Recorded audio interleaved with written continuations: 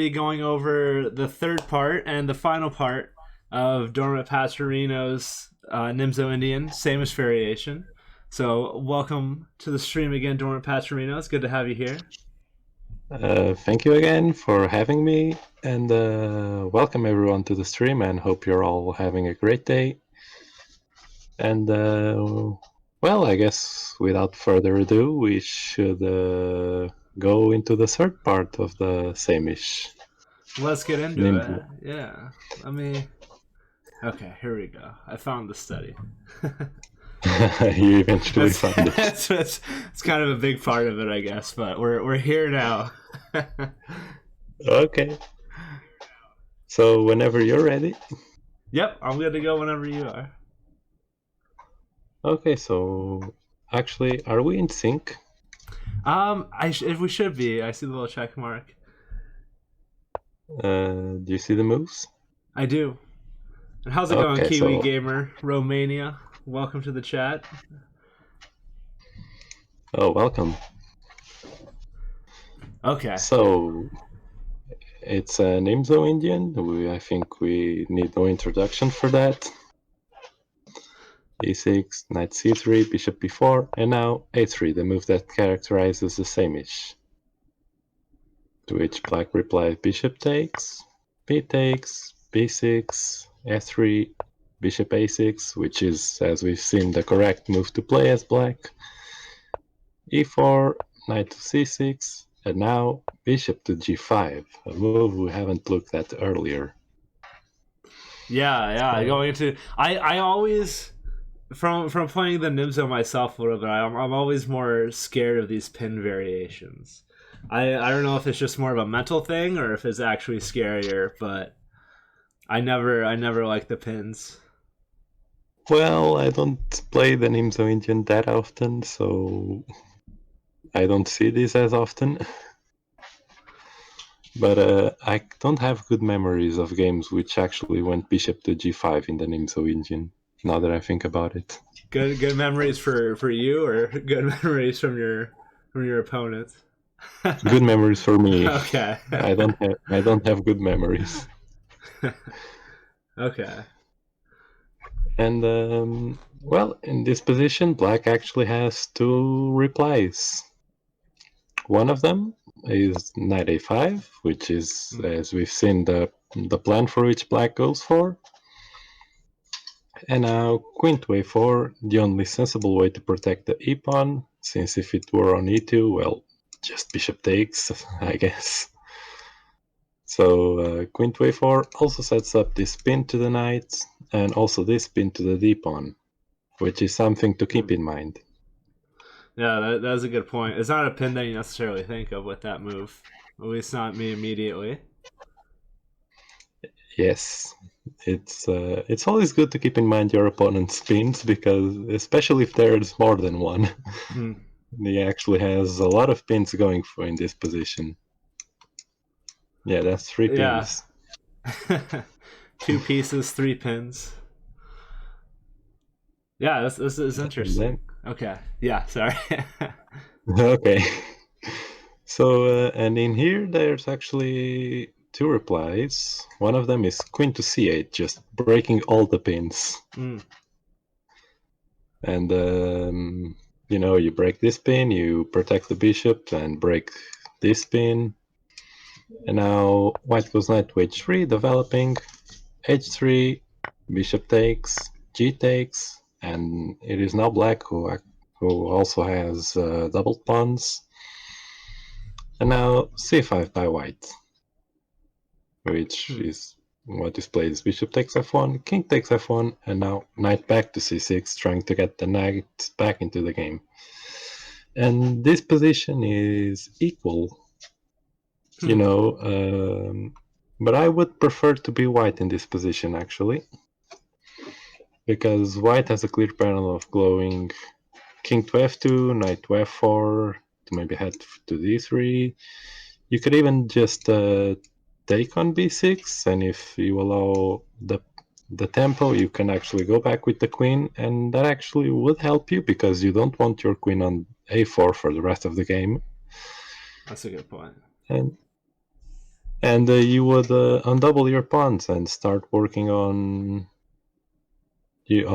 black's double pawns.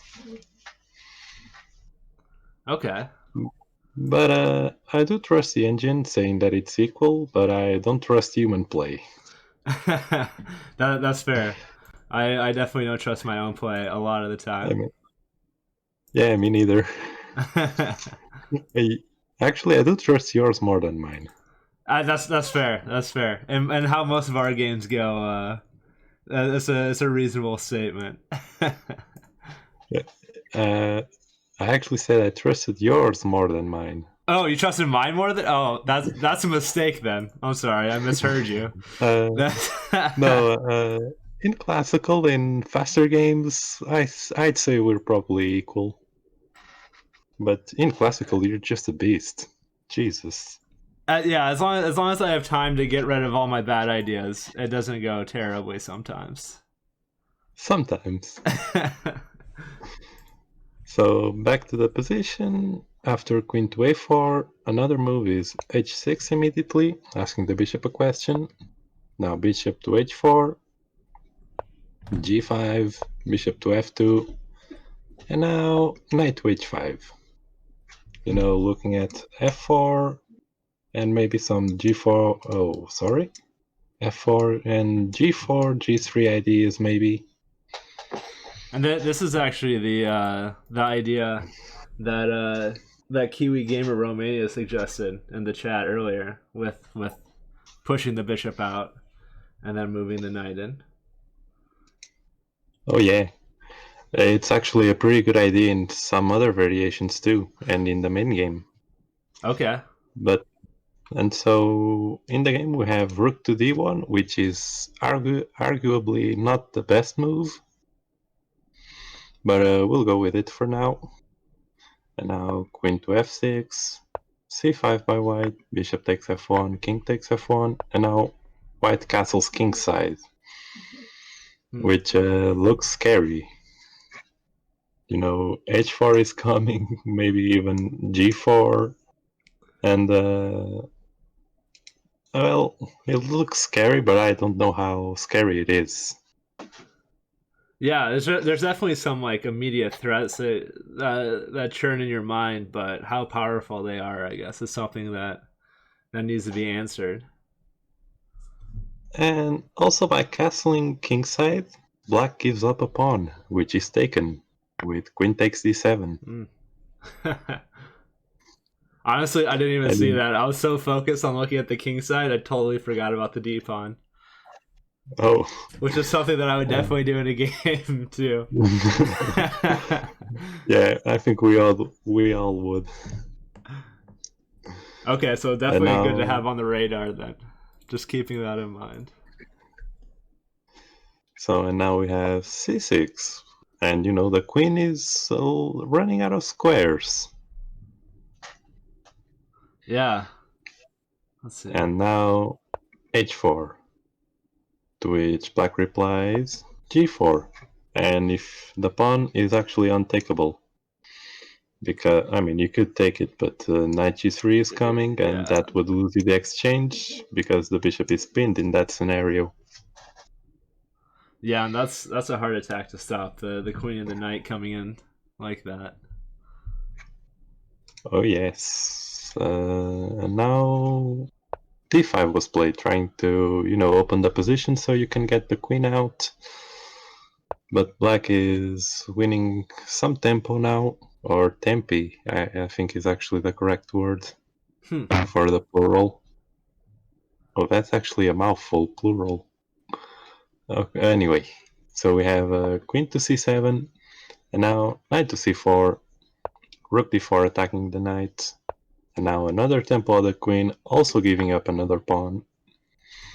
And now b5 cementing the knight. And now it takes on c6. And now instead of recapturing the pawn, black plays e5. Just asking the rook a question, do you want to take? Do you want to go back? Or and white says I put it on d5. And now black goes for it. He plays g3. To which white reply, which attacks the bishop, but white counterattacks with c7. Rook takes, e takes, and now better than taking the bishop is queen to f5, and there are several mates in this position for black. This is a crazy game. Like White's moved so many pawns. Like he's one square away from queening on, what are we on move? I guess it's like 24, but then also has very little kingside development. And that is precisely one of the dangers of this particular opening is kingside attacks for both sides. Yeah, it's just a gentleman's agreement to go kill each other quickly. That's kind of seems to be what's going on here. I mean, even if you castle queenside in some lines, there's an attack coming on the queenside because the white king actually stays on f1 for most of the games. And white could actually move the bishop back, but then probably knight e3 check, to which king goes to e2, and probably knight to f4 check, and if king takes, well, queen to d3 would actually be checkmate, no? Well, I don't know, but there's several mates in this position. To which black replied, bishop takes g3 and knight takes g3, check, and well, wherever the king moves, it's checkmate. You know, if here, then there's probably this, to which you take the rook now, and if you play here, what would you do? Well, you could just take the knight and be happy. I mean, there's a checkmate incoming, definitely. Yeah, White's last piece is way too far from home. And there's no checks. The king's pretty safe here. Yeah, you could even play queen b8, but then, well, white has a lot of checks on his disposal, which would end in checkmate. I mean, I trust the engine. If it says it's checkmate, it's checkmate. Yeah. Computers are generally pretty good at chess. So instead of rook to d1 in this position, which made the game harder on white, h4 immediately is the move.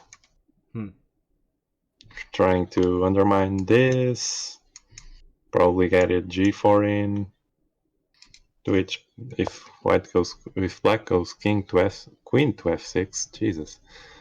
And now rook to d1, queenside castling, c5, bishop takes on f1, king takes on f1. This position is equal. There's chances for both sides. You know, g4 is an idea. Putting the rooks here on the h and the g file, probably double on the g file. Maybe even trying to get your knight to f4. And for white, you just continue developing. Maybe open the h file and trade these rooks. Yeah, there's potential play for both sides.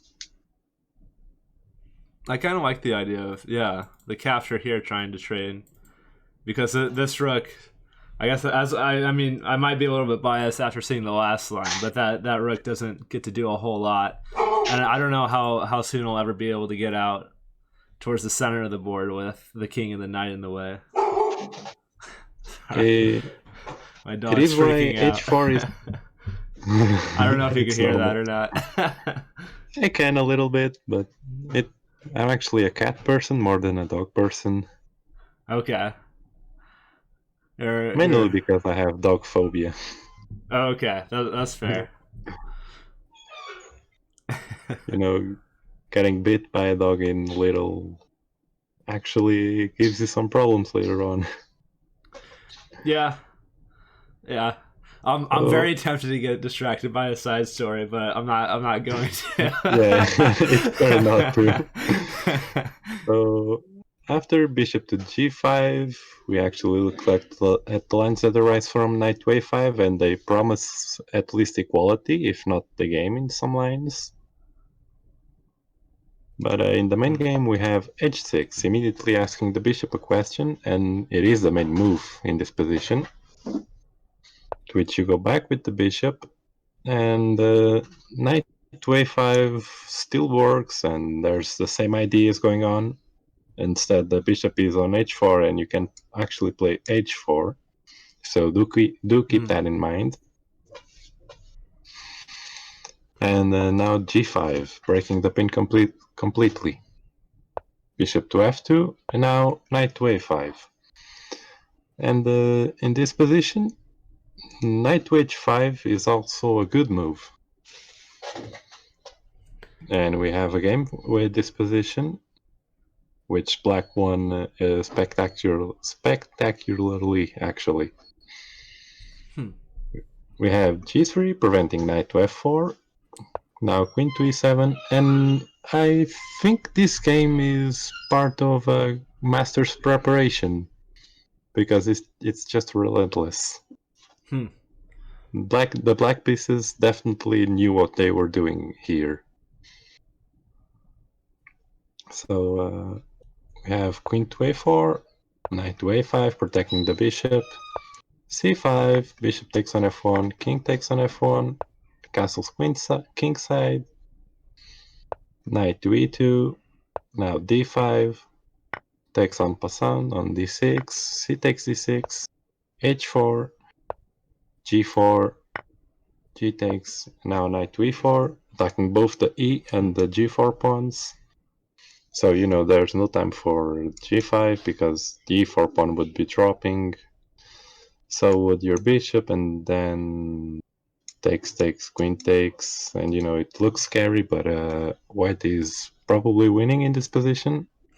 Yeah, it seems like the queen can hold off the attack, and there's no more pawns deflating down the board.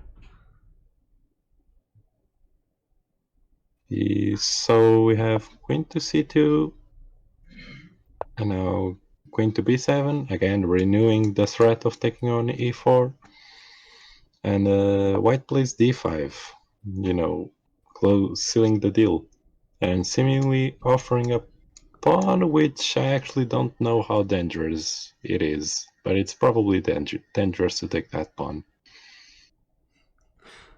Yeah, I'm trying to think through it, but yeah, I think the combination of the knight coming to f4 and then the queen opening up that diagonal is strong. And probably g5 trying to open the h file, or the g file for that matter. Well, it wouldn't actually be open. There's still a pawn on g3, but well, my moves aren't the best. That's all right though. The important thing is that you think your way through it. And that's how you the get most better. important thing in chess. Yeah, is to actually think. Yeah, which I don't do sometimes. Once you're playing bullet, then you're not supposed to think. Yeah, it's an intuition game. Yeah. So black actually takes on g4, and now knight to f4, e5, and now queen to e2, attacking this knight. And at first glance it seems like you're dropping a piece, because if knight takes on f2, then king takes or queen takes, and then e takes on f4. Looks like you're winning a piece, but you're actually not. Because if you take here, then knight to h5, and where is his knight going? Doesn't go anywhere. And there's this knight looking at soft spots. There's a queen ready to go after it captures the knight, or maybe it maneuvers. This actually isn't looking that out for black. Yeah. Especially like with this knight way over here and the queen over here. Yeah, there's only the rook. And the rook's not even doing much. Yeah, it's just looking at f7, which is already protected by the queen. Yeah. So in this position, after queen to e2, we actually have f5 protecting the knight, and now knight to e6. And now is the start of something amazing. Black plays h5, offering the exchange.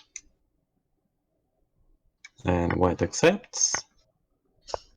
And now rook to a2, which, well, I don't know what the point is behind this move. I think it's just probably a trying. prophylactic move to defend the bishop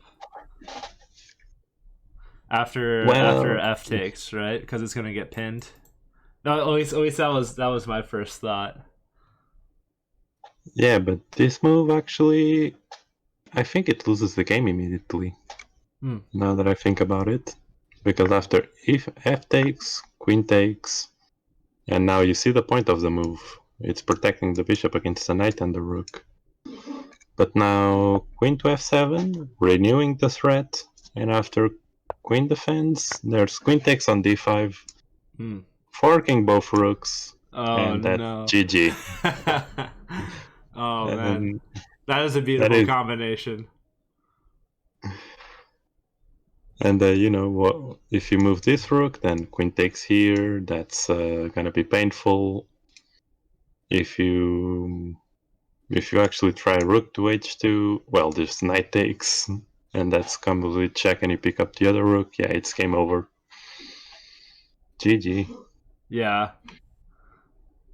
So this is what happens after knight to h5.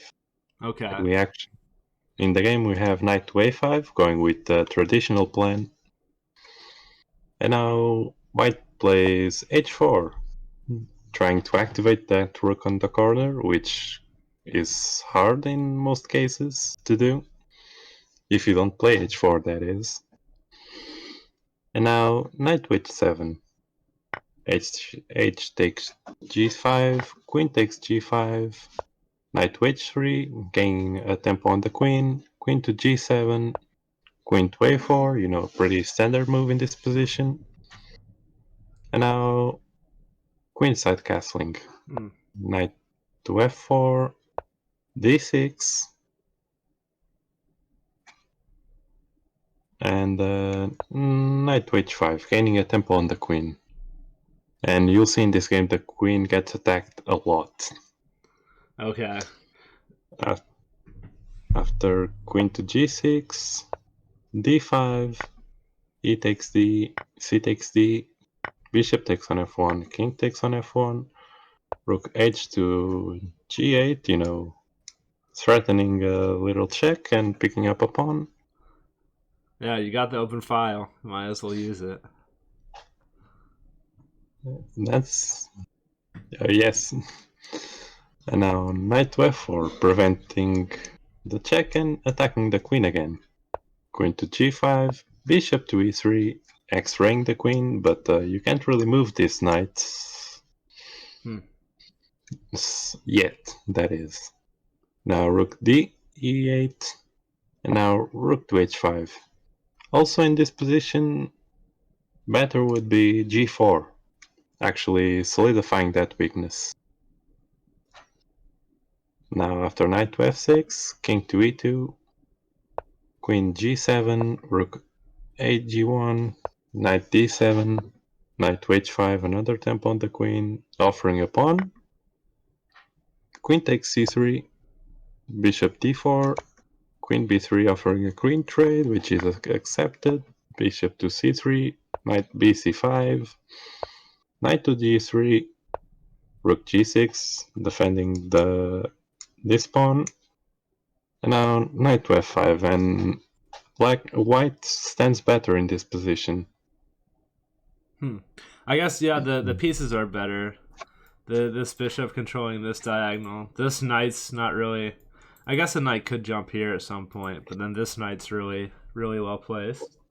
Well, knight d e5 is just asking for f4, and that's true. White, just more tempo, yeah. And white would actually get his probably... Well, it's a pawn majority, is it not? No, it's equal. Yeah, but I think white would get the passed pawn in some lines, but I don't know. Well, point is the h6 pawn is falling. white could even double up on the H file and just take complete control of over there. If this rook moves, well, that's a nasty fork. Yeah. Yeah, White black is restricted. Yeah, nah, that's actually the best way I would put it. Restricted. Good find. Oh, Those are always my favorite. I think that's why Gary Kasparov impresses me so much, is because he plays such a restrictive style. Like, he just doesn't allow his opponents to even think about playing chess, and they're all like, grandmasters. I mean, there's a lot of like, I guess that might necessarily be his whole style, but and some of the games I looked at. I think it's Karpov who actually restricts his opponents. Oh, okay. Which was Kasparov's main rival. Hmm. But anyway, we're getting further away from the analysis. So after rook to h5, another tempo on the queen, queen to g7, bishop to d4, queen g3, rook to f5, pressuring this pawn and also protecting the knight from the queen, knight to g5, bishop f2, queen h2, and now knight e2, the move which loses the game immediately after white had a significant advantage. White actually was winning the game by a little bit, but after this move, well, it allows a very nasty tactic, which is well, it's not it's a tactic, but we'll just see it. It's knight takes on e4. After which f takes, queen h1 check, bishop to g1, and that was the whole point of the knight sacrifice. It was to open up the the g file, sorry. And after which king to e1, rook takes on e4, gaining a tempo on the queen, queen c2, now queen takes g1 check because the knight is pinned. And this looks real bad for white. If rook to f1, probably queen to e3, and then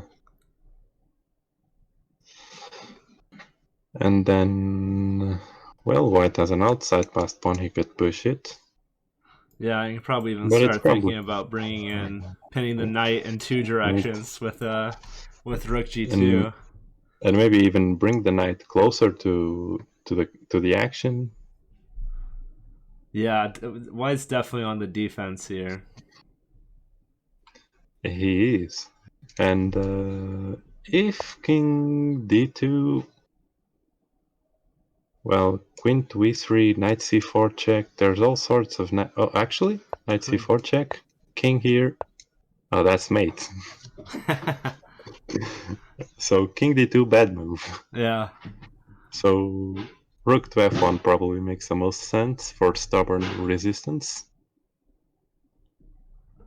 But instead of knight to e2 in this position, instead of knight to e2,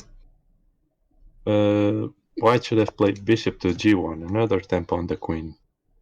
After which queen to h1, king to e2, unpinning. And now if you try knight takes on e4, f takes on e4, now you would actually take on g2 with check. After which knight takes, queen takes, rook to f2 blocking, rook takes on e4 with check. And the queen is hanging, but so is black's queen. King to d3, and now a little intermezzo with queen takes g1, because if you just took the queen and rook take and this rook takes, well, white would be a rook up. I actually just learned the name for this today. I guess it's called a desperado sacrifice, where both queens are hanging, and then you sacrifice your queen for a piece like this, and with the knowledge that you're picking up black's queen or your opponent's queen. Well, there's actually many names for the same. Okay. All of which have a different subtle meaning. Actually, there's a switchen, not to be confused with the Zouk song. It's the Zwitchen Zouk. Switch and Zook. The Desperado, the Intermezzo. There's a lot of weird names for chess. Yeah. I mean, when you have a game that's been around for a couple thousand years across Yeah, a lot of cultures. it definitely absorbed a lot of cultures into the game. So, Queen takes on G1, Rook takes on G1, Rook takes on A4, and now Rook takes F7. And this position is equal, deadly equal. Really? Because, well, the A3 pawn is falling, but so is the H6 one, and Black actually has 2 pawns for being down the exchange, and one of them is a outside pass pawn. And the pieces are already near it to start the action. The king is near, the knight could jump here or here and then go here. The rook is already on the file, though it could be behind the pawn. But with correct play, this position is equal. Although arguably, I don't know which side would have the easier play. What do you think? I think I would want to have the black side because I feel like it would be a lot harder to lose playing black here than it is to lose with the white pieces. Because I think the potential of getting a pass pawn going this way, but at the same time, yeah, I don't know if the two rooks can get something going and take out one of these pawns, you would be in trouble. But yeah, I think I would take black here actually. Yeah, black definitely has pawn mobility. White, after losing the a3 pawn, could play like c4, but then his pawns aren't going anywhere. You can't play c5 because that would just be taken. The d5 pawn is fixed.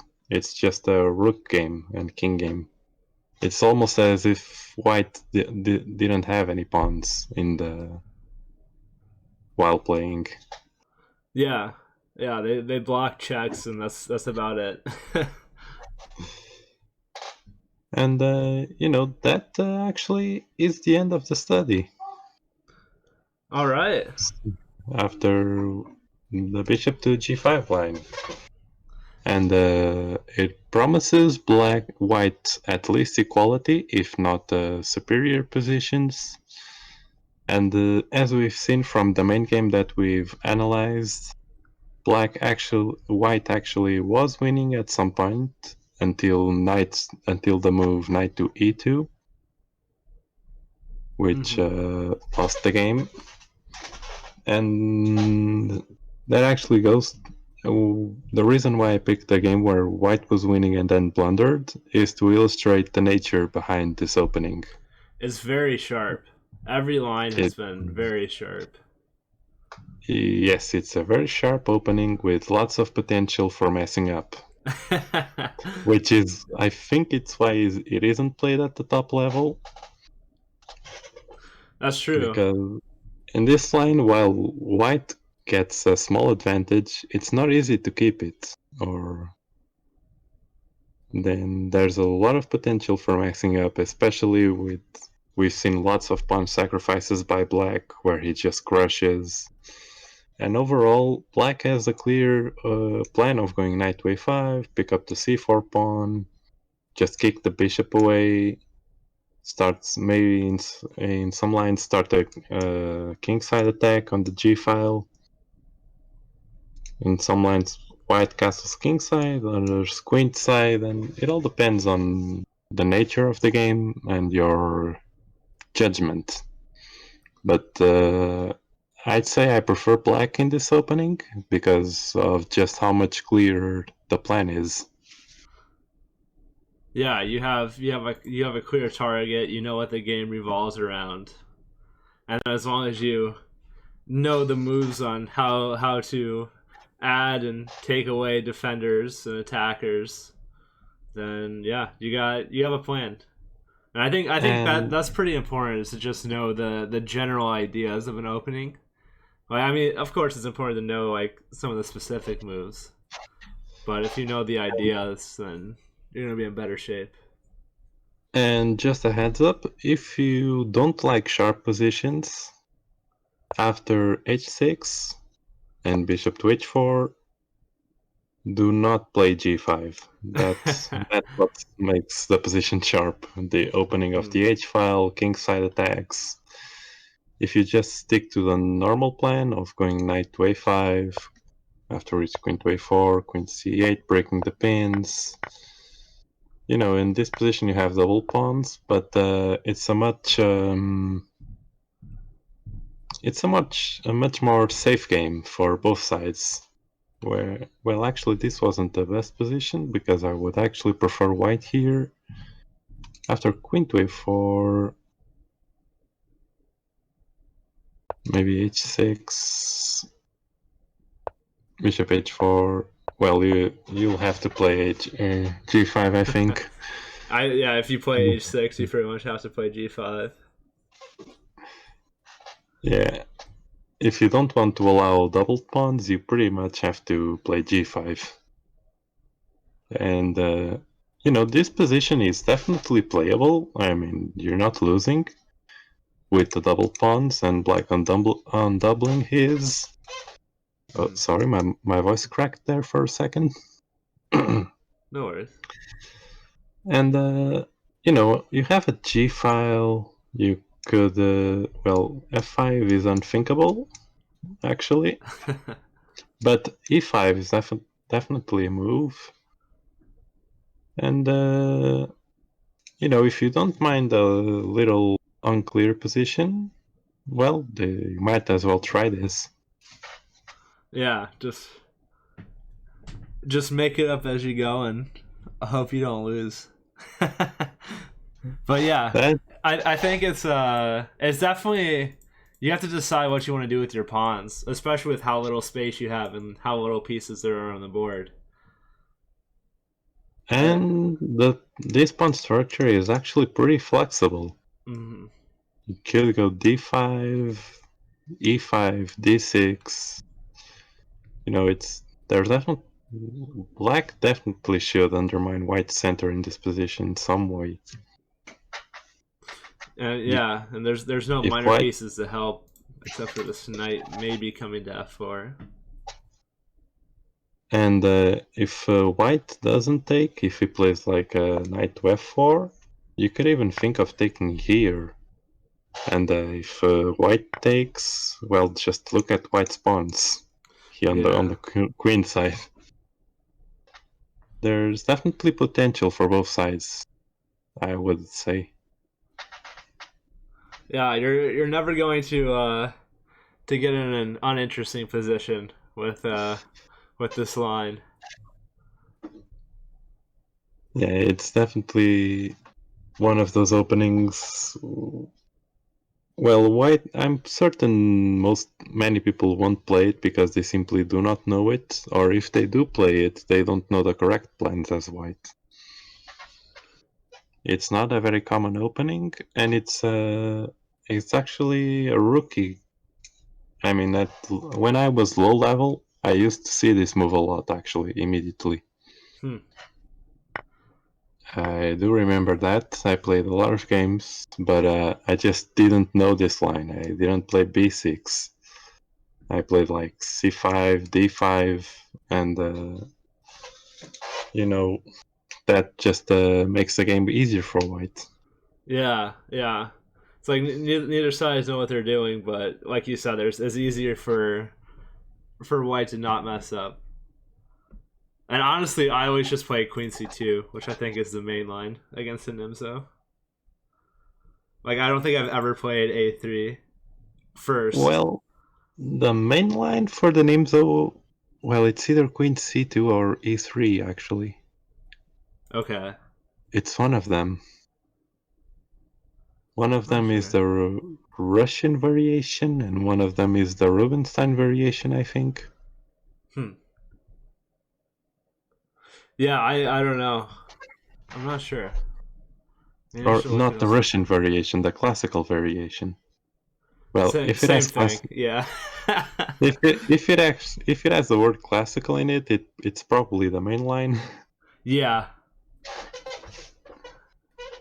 That's one thing I learned from studying openings. The ones that have classical are usually the main line or the old main line in some cases.